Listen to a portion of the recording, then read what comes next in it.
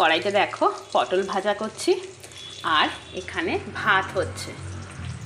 কাঁচকলা আমি লবণ, হলুদ আর একটু চিনি দিয়ে মেখে রেখেছি।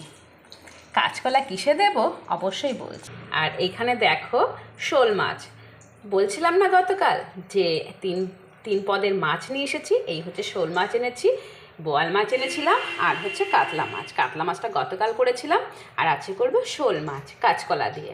আর শোল মাছটা ভিজিয়ে রেখেছি, অনেকক্ষণ হয়ে গেছে, তাও দেখছি ঠান্ডা আছে, এবার গরম জল দিয়ে একটু ধুয়ে নেব। আর এই দেখো কুমড়ো ফুল, ভাবলাম কুমড়ো ফুল যখন ফুটেছে এটা তো আর কুমড়ো হবে না, এটা বড়া করে ফেলি। তো এটা আমি বড়া করব। পটল ভাজাটা হয়ে গেছে তাই তুলে নিয়েছি আর উনুনে কাঁচকলা বসিয়ে দিয়েছি। তোমরা এই পটল ভাজাটা দেখে ভাবতে পারো এ কটা কেন। অ্যাকচুয়ালি আমরা আজ থাকবো না, আমার মা আর আমার দাদার জন্য এটা করা হয়েছে, দুজনের।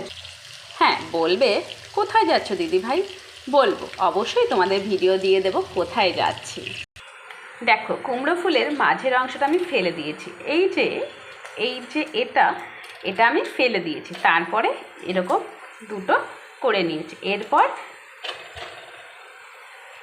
এরপর এটাকে আমি ভেজে নেব এই দুটোকেই। তোমরা এখন ভাবতে পারো ফুলটা শুধু বড়া করবে কি করে, একদম ঠিক তাই।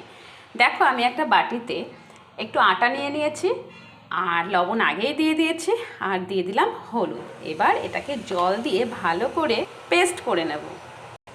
পেস্ট মানে আবার ভেবো না মিক্সচারে দেব না, হাত দিয়ে আমি এটা ভালো করে ব্যাটার করে নেব বলতে পারো, ঠিক এইভাবে অল্প জল দিয়ে, যেহেতু আমি দুটো করছি সেই জন্য। দেখো ব্যাটারের মধ্যে আমি কুমড়োর ফুলগুলো আমি দিয়ে দিয়েছি, এবার উনুনে দিয়ে দেব। দেখো আমি এই কড়াইতে দিয়ে দিয়েছি, অনেকটা হয়েই এসছে, একটু ভাজা ভাজা হলে আমি নামিয়ে নেব। এই দেখো তার আগেই আমি কাঁচকলা ভেজে তুলে রেখেছি মাছে দেবার জন্য। এসব কাজ করতে করতে আমার কিন্তু ভাতটাও হয়ে গেছে। আর আমরা না রান্না করতে করতে জল খেতে ভুলেই যাই, এই জন্য আমি দেখো রান্নাঘরে একটা জলের বোতল এনে রাখি। আর মাছ ধোয়ার জন্য গরম জলও আমার কিন্তু হয়ে গেছে। আর এই শোল মাছ না কীরকম বিজল বিজল হয়, গরম জলে না ধুলে না বিজলটা কাটতে চায় না, এই জন্য গরম জলে ধুলে বিজলটা কেটে যায়।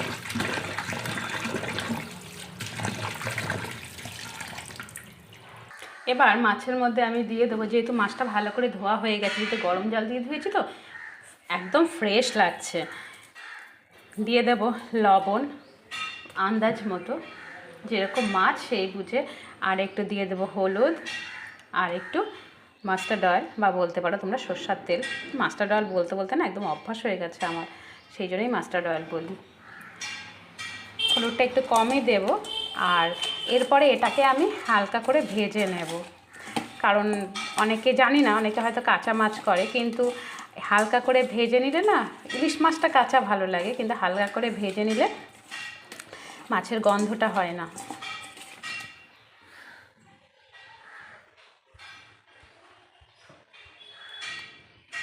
আমার এখানে মশলা কড়াই ছিল, আমি একদিন করে রেখেছি, আজকেও সেটা চলছে। এরপর মশলার মধ্যে আমি একটু লবণ দেব, যেহেতু মাছ অল্প তাই লবণটা আমরা অল্প দেব। আর দেব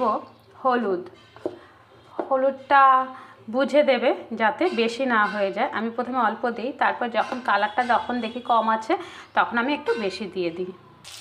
এখানে আমি অর্ধেক মাছ ভাজা বসিয়ে দিয়েছি, আর দেখো অর্ধেকটা এখানে রয়েছে, কারণ একবার ভাজছি না, তার কারণ একটাই, যদি ভেঙে যায়, নাড়াতে গেলে যদি ভেঙে যায়, ওই জন্য একবারে দেইনি। কড়াইটাকে এরকম কালো হয়ে গেছে, অনেকক্ষণ গরম হয়েছে তো এই জন্য কালো হয়ে গেছে।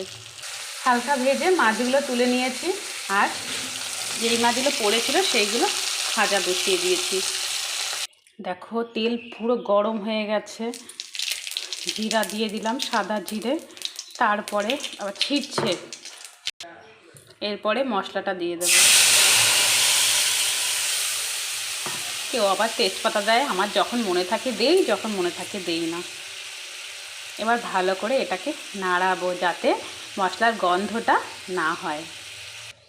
দেখো সুন্দর কিন্তু একটা কালার এসেছে, অর্থাৎ আমাকে কিন্তু আর হলুদ দিতে হবে না, কালারটা কিন্তু খুব সুন্দর এসেছে, তাই না?